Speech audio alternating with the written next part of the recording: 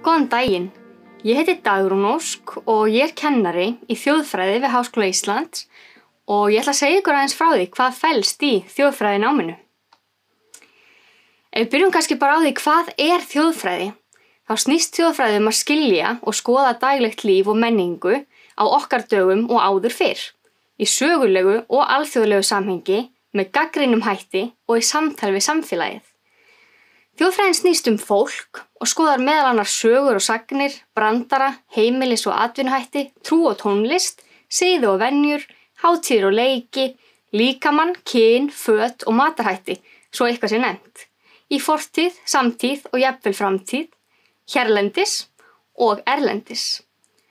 En þjóðfræðin snýst fólk, af hverju fólk segir sögurnar sem það segir, brandarana sem við segjum, hvernig við búum okkur til heimili, hvernig við hugsum líkamann og fatnað og allt þetta skoðum við út frá fólki og út frá hugmyndinu að allt sem við gerum sé af einhverju ástæðu og ekki tilviljun. Þannig við veltum fyrir okkur af hverju við gerum hlutina eins og við gerum þá og af hverju samfélagið er eins og það er. Námið í þjóðfræði er 3 ára grunnnám til þess að vera þjóðfræðingur. Það eru alls konar spennandi og fjölbreytt námskeið innan þjóðfræðinnar sem ég ætla að segja ykkur aðeins betur frá á eftir.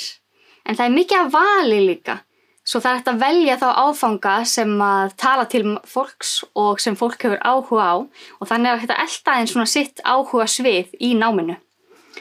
Eftir námið er svo hægt að fara í fjölbreytt meistaranám líka ef fólk hefur áhuga á því, bæði innan þjóðfræðinnar og í öðrum deildum. En þjóðfræðin er svona lítil og notaleg námsbraut, myndi ég segja.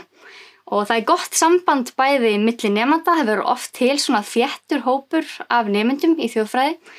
Það er gott aðgengi að kennurum og svo erum við líka með svona umsjónakennarakerfi, þar sem að hver og einn fær úthlutað umsjónakennara sem er hægt að leita til ef það er eitthvað sem að fólk er að velta fyrir sér eða því liggur á hjarta.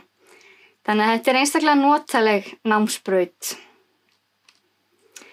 Það er líka mjög öflugt fjarnám í þjóðfræðinni og það er hægt að læra þjóðfræði hvar á landinu sem er og hvar í heiminum sem er raunar við Háskóla Íslands og það verður oft til svona þétt samfélag líka fjarnema.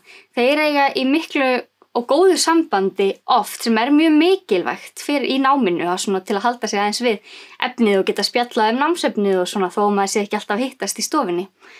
En þá er bæði hægt að nálgast upptökur af tímunum og stundum hægt að taka þátt í þeim í gegnum Zoom og staðnemar hafa líka aðgang að þessu fjarnámskerfi þar sem er hægt að horfa á tíman alltaf aftur fyrir prófið eða það er eitthvað sem maður vill rifja upp.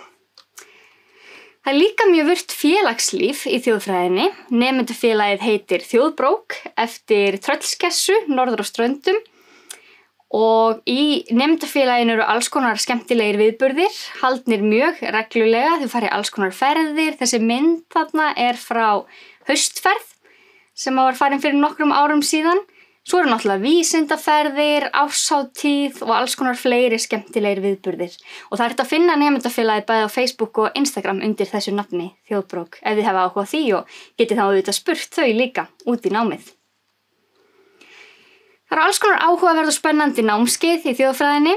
Sum þeirra á fyrsta árinu þá takið þið alls konar inngangskúrsa sem var svona leggja aðeins grundvöllin fyrir náminu síðan. Ég er að kenna inngangsnámskeið í þjóðfræðinni þar sem við erum að fara yfir svona helstu kenningar og aðferðir sem að notast við. Svo taka öll líka námskeið sem heitir þarna lúsakambar, hlandkoppar og kynlíf og fjallar þjóðþætti og daglegt líf í sveitasamfélaginu. Efnismenning er líka fyrsta árs kúrs og íslenskar sagnir, þjóðtrú og samfélag. Og svo þarna alls konar fjölbreyttir kúrsar og eins og ég sagði áðan er mikið val og hægt að velja svona það sem fólk hefur áhuga á. Það er mikið verið að fara í vettvangsferðir af því að við erum náttúrulega svo mikið að skoða samfélagið. Þá förum við út í samfélagið og skoðum það í alls konar ferðum, heimsækjum í alls konar staði og fáum líka heimsóknir í tíma frá gestakennurum, sérfræðingum á sínu sviði sem koma og deila með okkur sínum rannsóknum eða verkefnum. Og svo eru unnin alls konar fjölbreytt verkefni í þjóðfræðinni líka. Það auðvitað hægt að fara í skiptinám ef að fólk hefur áhuga á því. Hér á myndinni mynd af þeim háskólum sem að kenna þjóðfræði í Evrópu, en það auðvitað hægt að læra þjóðfræði hvar sem í heiminum líka, þannig að það alls takmarkast alls ekki við þessa mynd, en svona gefur vísbending hversu útbreitt þetta og bara hvetjum öll til að fara í skiptinám. Það mjög skemmtilegt ef fólk hefur áhuga. Það líka svolítið að skipta í kennslu, þjóðfræðingar víða að frá Evrópu og Bandaríkjunum koma hingað og kenna við háskólanum hér í þjóðfræðideildinni sem að svona auðvitað víkkar sjónarhornið og maður sér svona hvað í gangi annars staðar í heiminum líka þegar það farið á alþjóðlega ráðstefnur sem að oft gert og gífurlega skemmtileg reynsla sem að ég mæli eindregið með. En hvað gera þjóðfræðingar þegar að fólk búið að læra þjóðfræði? Þá alls konar störf sem að hægt að fara í. Mörg fara til dæmis í menningar- og menntageirann, starfa á söfnum, á menningarmiðstöðum, í fjölmiðlum, ferðaþjónustu og nýsköpun, rannsóknum, stjórnunarstörfum og kennslu. Mjög mörg fara líka út í svona skapandi störf, þáttagerð, kvikmyndagerð, sýningagerð og svona einhvers konar miðlun á þessu þjóðfræði efni. Og svo auðvitað hægt að fara í framhaldsnám og alls konar fræðistörf ef það áhugi fyrir því. En þjóðfræðin gífurlega hagnýtt nám, eins og ég sagði áðan þá snýst þetta náttúrulega svo mikið að skilja fólk.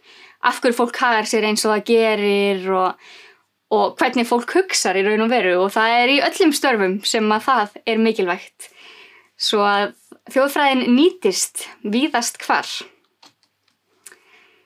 Hvers vegna þjóðfræði? Af hverju ætti það að læra þjóðfræði? Til að læra eitthvað nýtt og áhugavert og skemmtilegt. Til að fá nýja sýn á heiminn. Þetta hljómar kannski pínulítið dramatískt en þetta svona algengasta umsögnin samt sem við fáum frá nemendum eftir að hafa lokið náminu. Að þau segja bara að þetta hefur gjörbreytt í hvernig þau hugsa heiminn og samfélagið. Til þess að kynnast skemmtilegu fólki og til þess að eiga möguleika á alls konar spennandi störfum í framtíðinni. Að lokum þá langar mér bara til að hvetja ykkur til að fylgjast með. Þjóðfræðin mjög virk á samfélagsmiðlum, Facebook og Instagram og heitir þar Þjóðfræði við Háskóla Íslands. Auðvitað til að heyra í nemendafélaginu ef það eitthvað sem að velta fyrir ykkur eða hafa samband við okkur í gegnum Facebook eða Unibuddy. Þar sem að hægt að tala við nemendur og heyra þeirra reynslu og svo getið þið nýtt ykkur líka upplýsingar á hi.is ef þið viljið vita meira. Umsóknarfresturinn til 5. júní og við bara hlökkum til að sjá ykkur í haust.